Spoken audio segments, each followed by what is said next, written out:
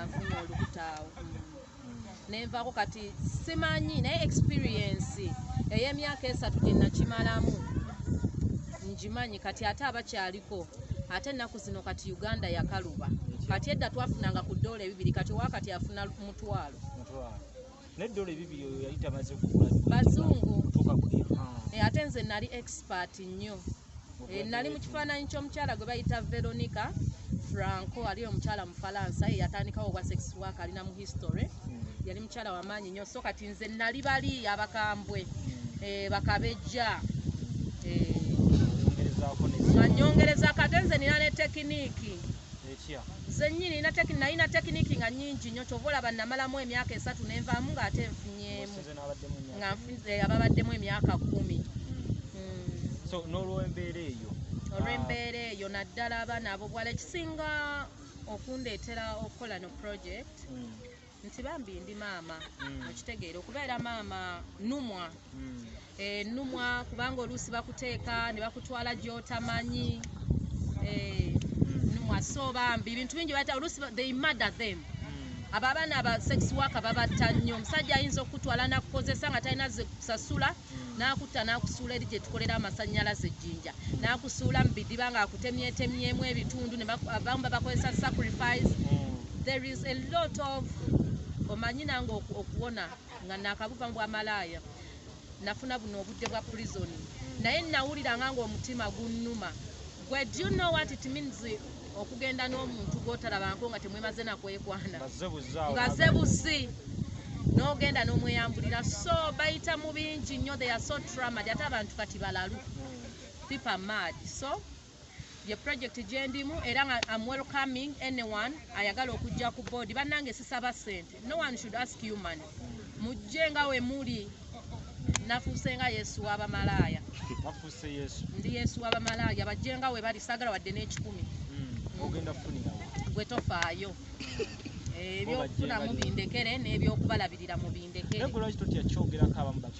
nze sitya nti nayitayo that is my past which is I'm using to encourage n'omwana ow'enkya kati okubeera mbu nali ex-sex worker tekinswaza because nze okuvaayo n'enkyogerako kigenda gamba omulala sijja kuyingira eno wabi sijja linnya nnyonyi genda kukola kino because nali nkiyiseemu era workshop gye tugenda okubeeramu eyo to mend their arts kati lwaki mbeera nswala okyogerako it's my past like jo nalina emyaka kati 12 12 years ago kiba kiyise kyayita dda kati nkozesa my past to encourage them not to go there where gye nali kubanga nze nali simanyi mbu omuntu akuba endongo nali simanyi nti kirabu gye ziringa ekintu kyokka kye nasomerera genda kwetega buy me give me my money nga tonnakola kintu kyonna akasente kange kabeeranga mu kaleega oba nga mu wiiki saagala ate kumala nonneekyusirizaako nedda mukwano tewaba mukwano tewaba na ddoboozi tewaba there is no romance there kola ekikuleese genda obanga musirikale bano abasirikale abagenda eyo omugundi oba ku duty so nga tukyusa tuddeko mu luzungu katono anti UBC balaba luzungu this message is not for president by the way this message goes to Mama Janet Museveni and I think they have interpreters if they have interpreters my project is about to gather all sex workers on the road in the ghetto in the slums to bring them together but to change their lives from sex workers to responsible people because mu sex workers tuyinza okuba nga tulinamu abakazi abamaanyi on this one who betrayed Samson Dayla so tulinamu ba sex workers that they need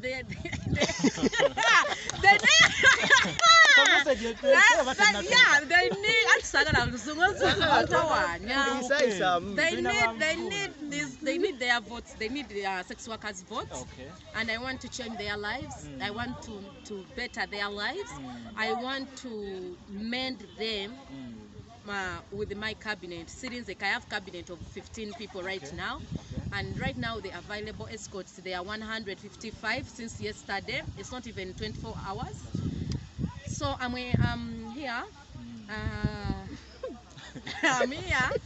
not to summon. I don't summon Ibakulu. Summon omuntu abeera akuyise by force.